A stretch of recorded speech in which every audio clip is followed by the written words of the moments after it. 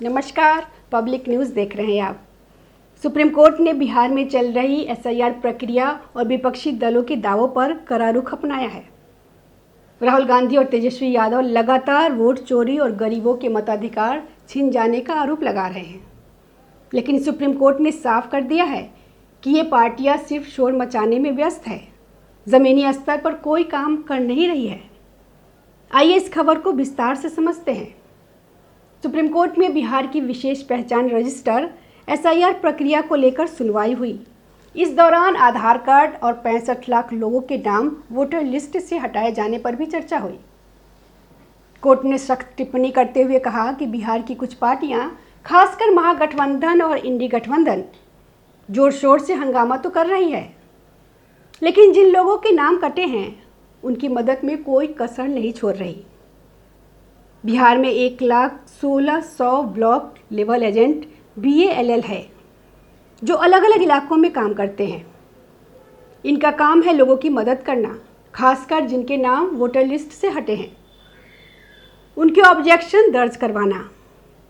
लेकिन कोर्ट ने बताया कि अभी तक सिर्फ 2 शिकायतें BALA की ओर से आई है। जी हाँ, सिर्फ 2, जबकि 80,000 लोगों ने व्यक्तिगत रूप से अपने आप जोड़ने के लिए आवेदन किया है।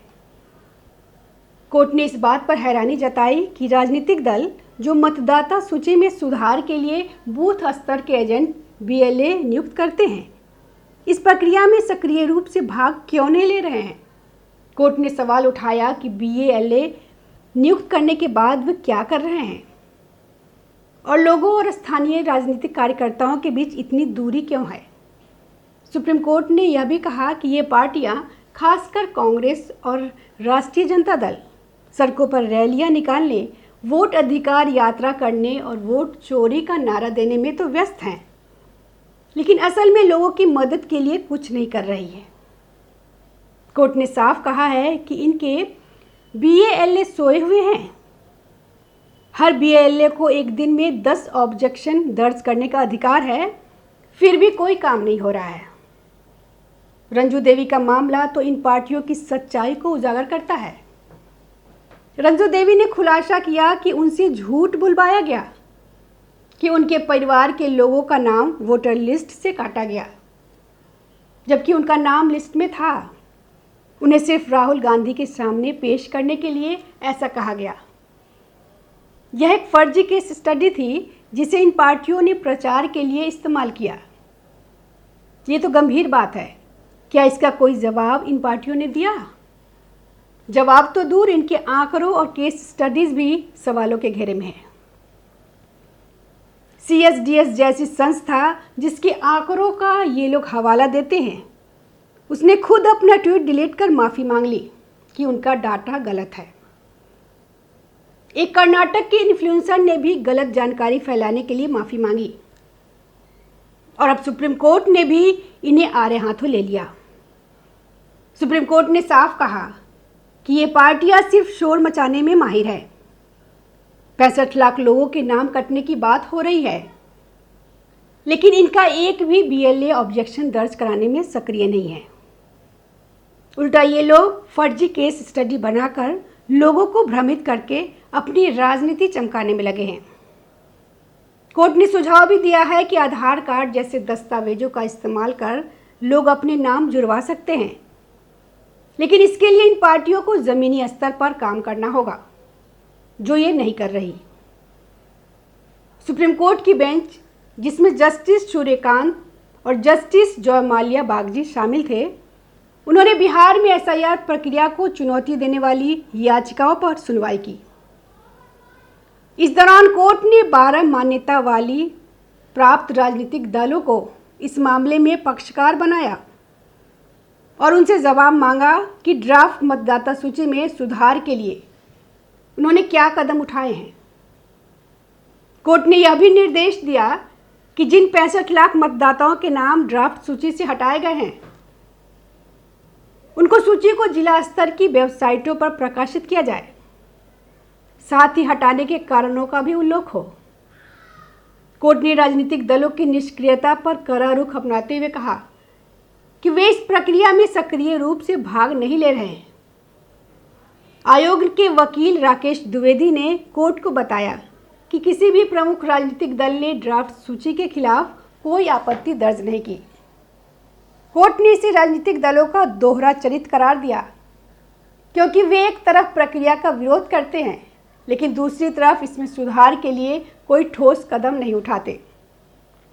कोर्ट के प्रमुख निर्देश: सूची का प्रकाशन। चुनाव आयोग को 65 लाख मतदाताओं की सूची, जो जनवरी 2025 की मतदाता सूची में थी लेकिन ड्राफ्ट सूची में शामिल नहीं है, उनको जिला निर्वाचन अधिकारियों की वेबसाइटों पर अपलोड करने का निर्देश दिया गया। इस सूची में नाम हटाने के कारण भी स्पष्ट किए जाएंगे। आपत्तियों के लिए प्रक्रिया: प्रभावित व्यक्ति अपनी आपत्तियां आधार कार्ड की कॉपी के साथ ऑनलाइन जमा कर सकते हैं। इसके अलावा सूची को पंचायत भवनों और ब्लॉक विकास कार्यालयों के नोटिस बोर्ड पर भी प्रदर्शित किया जाएगा, ताकि लोगों को मैन्युअली रूप से इसकी जानकारी मिल सके। राजनीतिक दलों की जिम्मेदारी: कोर्ट ने राजनीतिक दलों से कहा कि वे उन मतदाताओं की मदद करें जिनके नाम ड्राफ्ट सूची से हटाए गए हैं, ताकि वे अपनी आपत्तियां दर्ज कर सकें।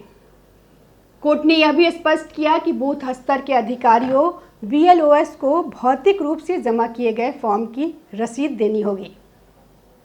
पारदर्शिता और प्रचार: कोर्ट ने निर्देश दिया कि इस प्रक्रिया को व्यापक प्रचार दिया जाए, जिसमें स्थानीय भाषा के समाचार पत्रों, दूरदर्शन और अन्य चैनलों के माध्यम से जानकारी प्रसारित किया जाए।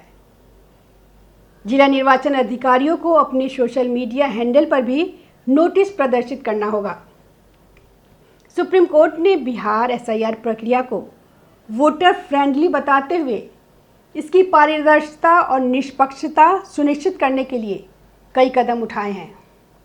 हालांकि कोर्ट ने राजनीतिक दलों की निष्क्रियता और प्रक्रिया में कथित अनियमितताओं पर चिंता जताई।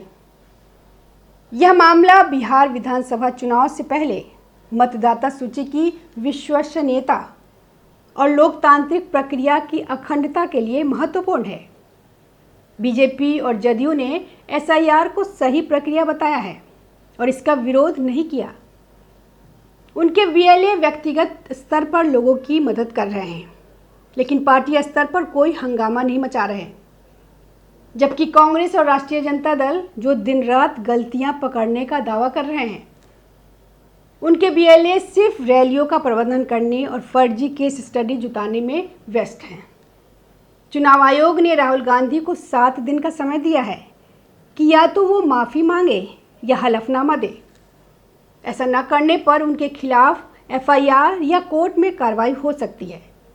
सुप्रीम कोर्ट ने भी साफ कर दिया है कि शोर मचाने से काम नहीं चलेगा, लोगों की मदद करनी होगी। साफ है कि सुप्रीम कोर्ट ने इन पार्टियों की पोल खोल दी है। देखना ये होगा कि अब ये क्या कदम उठाते हैं। हमारी ओर से यही अपील है कि लोग खुद जागरूक हो, अपना दस्तावेज तैयार रखें और वोटर लिस्ट में अपना नाम सुनिश्चित करें। धन्यवाद। ताज़ा खबरों से जुड़े रहने के लिए हमारे चैनल को सब्सक्राइब करें और बेल आइकन को दबाना ना भूलें, ताकि हर खबर की नोटिफिकेशन आपको मिलती रहे।